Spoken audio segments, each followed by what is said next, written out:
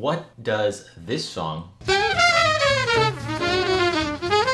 and this song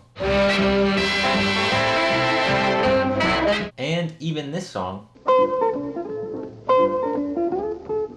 all have in common? If you don't know the answer to that, you're going to want to stick around for this lesson, because I'm going to talk about an essential piece of jazz language, an essential jazz device called the pivot arpeggio, that all of these songs feature in their melody and that bebop musicians throughout jazz history use in their solos. And this is one that we don't really talk about as much when we're talking about arpeggios. It's something that I'm still working into my playing, and I bet you are too if you're a guitarist, because they're particularly tricky to play for guitarists. The interval that we deal with when we're going to look at these pivot arpeggios usually causes us to have a string skip, and I'm going to show you some ways that we can work on this and also show you why it's important. But before we get into all of the why and all of that, let's just talk about what is the pivot arpeggio. So the arpeggios we normally deal with, if you're a beginner or intermediate player, we're either talking about an arpeggio, a group of chord tones, that ascends or descends. So something like, say we're playing C minor 7, an ascending arpeggio, we'd have C, E flat, G, and B flat. So to make this a pivot arpeggio, we still start on the same note C, but our next note E flat, we drop it an octave. So instead of C, E flat, G, B flat ascending, we get C, lower E flat, and then continue ascending, E flat, G, B flat. So our notes don't change, the order of the notes don't even change. It's just that the second note in that ascending arpeggio drops us down an octave.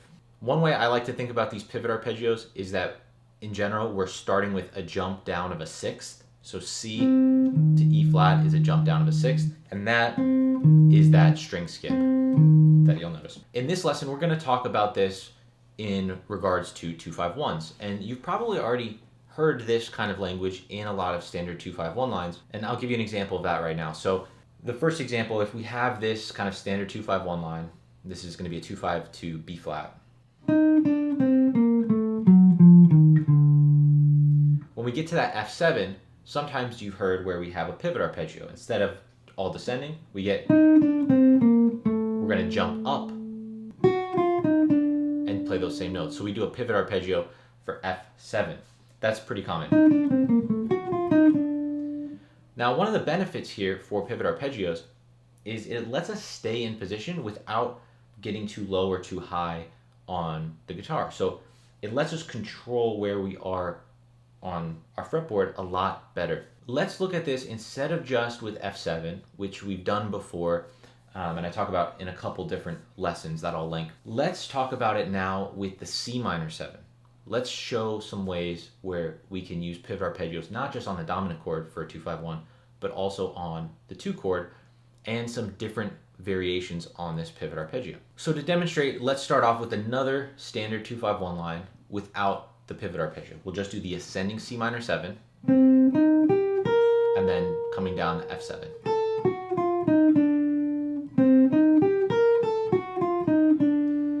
And now let's do a pivot arpeggio for that C minor 7, the same one that I showed at the beginning. So then we would get this.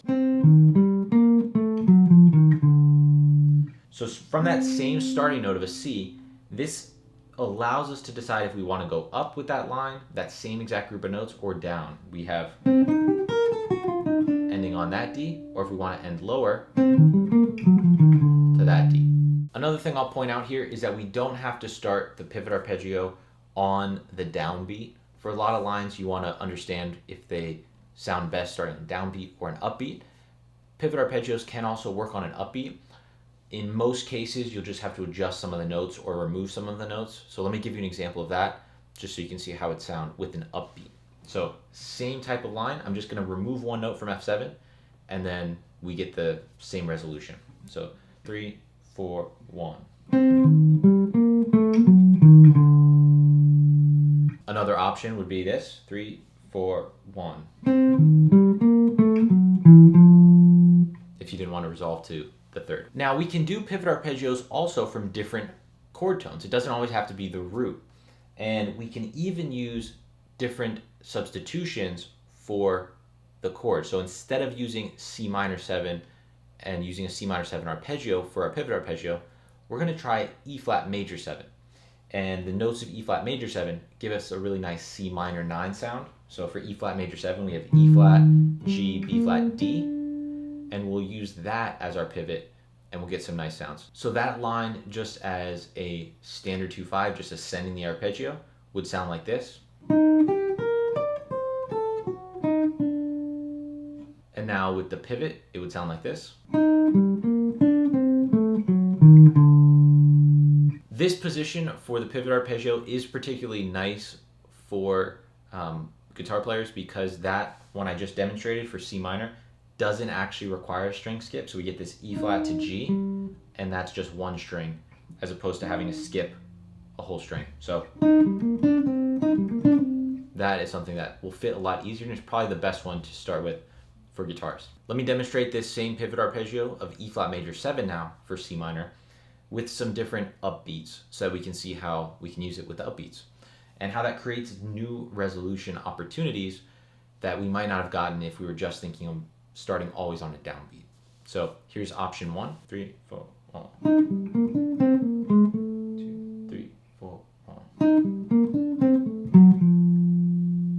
So for this last section of this video, I want to show you guys how we can use the pivot arpeggios from each of the chord tones and why that actually allows us to set up into the 5 chord and get any of the resolutions on any of the chord tones. So not only is this important for maintaining the range, but the pivot arpeggios give us a really nice way of targeting any chord tone we want. And I'm going to give you 4 different 2-5-1 lines to do that. Before we get to that, I want to let you guys know that I have a 7-day free trial that you guys can get. Click the link below. This is access to my live coaching curriculum program called Chase's Guitar Academy, and it has access to all of my courses. I talk about jazz standards and technique, secret jazz chord, all of my best courses, some of which you can't get anywhere else, you can't purchase. They're all there. You can get the free 7-day trial and check it out for yourself, get in the community and see what it's all about. The free PDF for this is also in Chase's free guitar community, which is a separate community.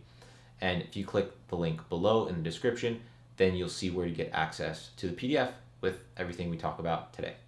All right, so let's get into this last section. So I'm gonna play the arpeggio ascending from each of these chord tones on C minor, and then I'll show you the pivot arpeggio version of that. So let's start off with C minor 7 with the root.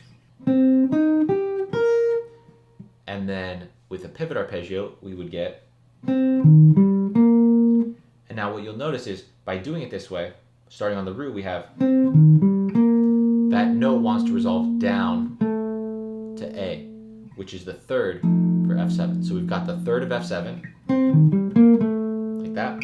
Let's now start on the 3rd for C minor 7, so this one. But let's do it as a pivot arpeggio. And now we're landing on the C. That wants to go down, da, da. That wants to go down to C, which is the 5th for F7. So we resolve to the 3rd of F7, the 5th of F7. So our next C minor arpeggio starting on G. For this one, I like to use G minor 7 arpeggio. So G, B flat, D, and F. We're gonna do it like a pivot. So G, and then we're gonna go down to B flat. That also resolves down to the E flat. Now we got the 7th of F7, so the 3rd, 5th, and 7th of F7. And then our last one, as you can guess, is going to resolve us to the root of F7, and we would cover all of our notes. So that one is starting on B flat. And so in this way, practicing all of these pivot arpeggios allows us to target each of those notes of our upcoming 5 chord in the 2-5-1. Let me play some 2-5-1 lines now based around this idea so that for each of these chord tones you might want to target, you'll see how that leads us to new resolutions. So let's do one where we target the 3rd for B flat major. That one sounds like this. Let's do one where we target the 5th for B flat major 7, the F. Let's target the 7th now of B flat major 7, the A. And then lastly, let's target the root of B flat major 7, the B flat. Again, if you want to get the free PDF for this, just make sure you go to Chase's free guitar community in the link below and check out that 7-day free trial for Chase's Guitar Academy. I promise you it will take your jazz guitar playing to the next level. No risk to you, so check it out. Thanks guys, I'll see you in the next lesson. In the meantime, I'm going to be practicing these pivot arpeggios.